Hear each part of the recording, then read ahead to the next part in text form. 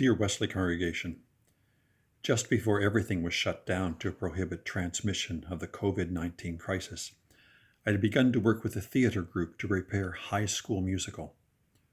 One of the central songs is We're All in This Together. We're all in this together.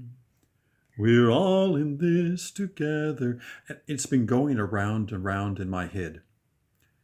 In the musical, there are a number of cliques that earlier sing Stick to the Status Quo, each affirming that they are separate entities that never cross over to socialize with other groups. Sound familiar? But through the course of the musical, characters emerge that come to realize that they are more complex than this, and publicly declare that they can have more than one interest. This encourages others also to explore other aspects of their personality. The students end up coming together to support one another in pursuing other interests and sing, We're all in this together. We're all in this together. When we reach, we can fly. No inside, we can make it.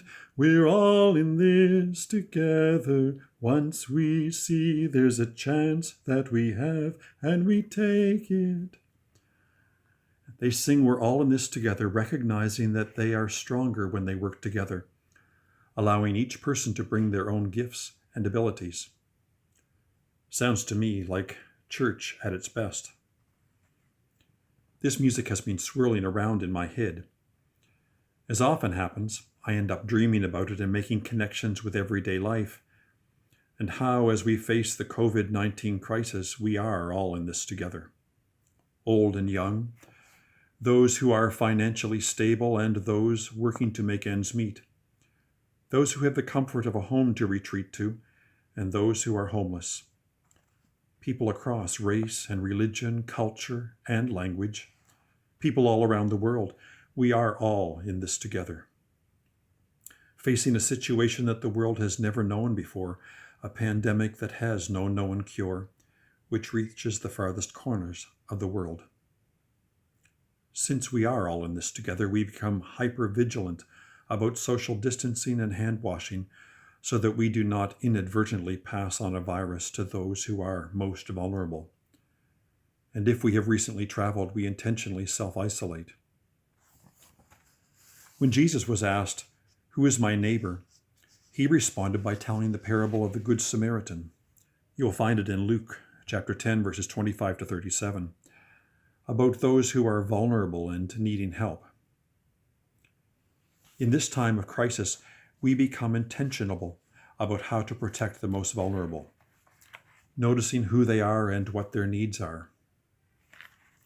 A week ago, I was to be singing as part of a choir in a play in Toronto, but then the performance was canceled. I've been thinking about the final piece we were to sing, We're All Here. And we're all here, and we're all here. The text references a number of people that are often invisible, people that are part of the We're All Here, the rehab man, young mums, people from the church, service users, the young man with the temper, ex-offenders. And we're all here, and we're all here.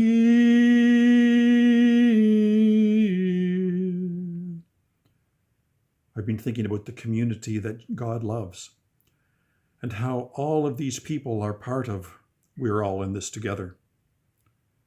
Perhaps in your prayer time this week, you will want to consider all of the different people that we are now in community with, and to hold different groups and individuals up to God's light. All means all. We are all in this together. As a church community, we are in this together, and the circle grows wider and wider to include the entire world community. We are all in this together. As we face common concerns and common risks, we join in community with people all over the world. The things facing us are facing everyone. Perhaps for the first time in history, this is a crisis that involves the entire world linking us together. Past crises like World War II caused certain countries to work together for the common good, but there was always a us versus them mentality, where some were excluded. Now, since this crisis affects the whole world, I hold out hope that it is a turning point in history, causing people to work together as never before. I am hopeful that we move beyond partisan politics and partisan decision-making, where our leaders work together for the common good. Since we are all in this together, it holds out the possibility of a united effort around the world working for the common good. And if such cooperation takes hold, there is no telling what we can accomplish. There is lots of cause for hope. Banks are lowering interest rates and have suspended mortgage payments. Revenue Canada has extended the due date for income tax returns. Student loans have been given a 6-month interest-free reprieve. The government has waived the 1-week wait for employment insurance sick benefits and has rolled out an emergency response plan, which includes income support for workers who do not qualify for sick leave or employment insurance. People are calling one another and checking in. Businesses are encouraging people to work from home. Large gatherings have been closed down so that this virus does not have a chance to spread. In your prayer time this week, remember to give thanks for these causes of hope. I would encourage you to adopt a daily spiritual discipline of going over the things for which you are thankful. When we live out of gratitude, it colors everything else in our lives. As Wesley seeks to comply with the instruction to avoid large gatherings and to practice social distancing, worship has been suspended until further notice. I know this will be difficult for many of you because you are a close-knit community that look forward to weekly connections with each other. Psalm 137 begins, "By the rivers of Babylon, there we sat down and there we wept when we remembered Zion." The people of Israel had been carried off into exile and are now removed from everything that is familiar. They wonder if God is with them when they no longer have the temple built on Mount Zion in Jerusalem.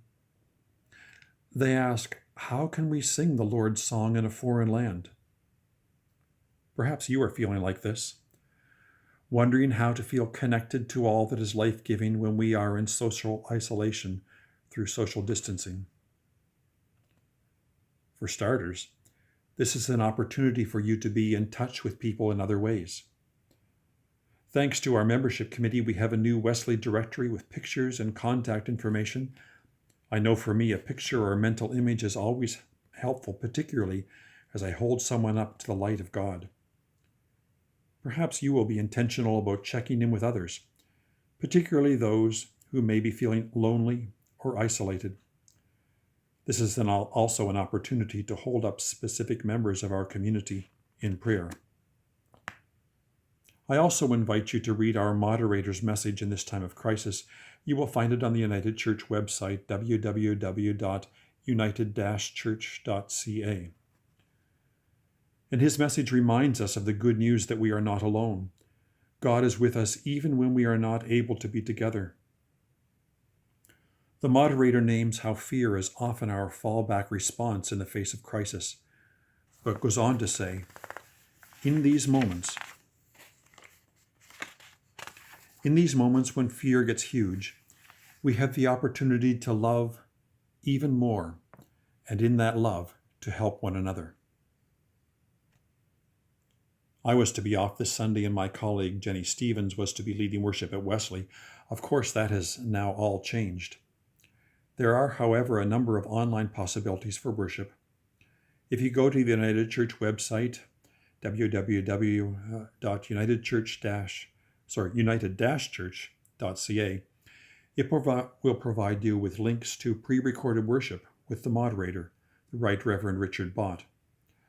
Or you will find other options, live streaming with various other worship communities across the country. Note there are many different possibilities through technology to stay in touch and to continue to worship. And we will be exploring these further in the coming days and weeks. We live in extraordinary times. And since there is a spiritual dimension to everything, it is important to develop some spiritual practices as coping mechanisms. Some practices you may consider include healthy body routines, wake-up times, eating, exercise, and stretching, time to walk outside in open spaces and connect with nature and get fresh air. Healthy spiritual routines, daily prayer time, specific prayers to deal with fear, time also to focus on thanksgiving for blessings. Practices to keep your spirits up, daily time to connect with others and do self-care, choosing uplifting hobbies, food, music, or videos, listening to music that soothes your soul.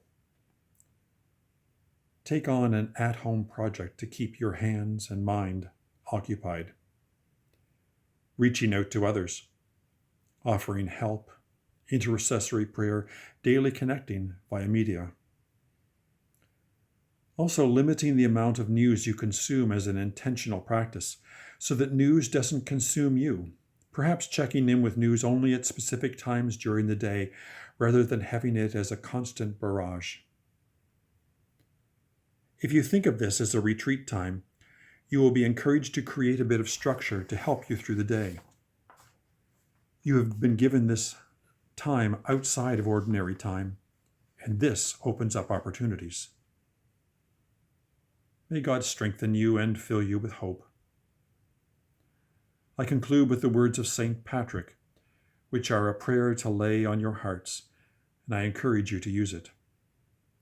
Christ with me, Christ before me, Christ behind me, Christ in me, Christ beneath me, Christ above me, Christ on my right, Christ on my left, Christ when I lie down, Christ when I sit down, Christ when I arise, Christ in the heart of everyone who thinks of me, Christ in the mouth of everyone who speaks of me, Christ in every eye that sees me, Christ in every ear that hears me.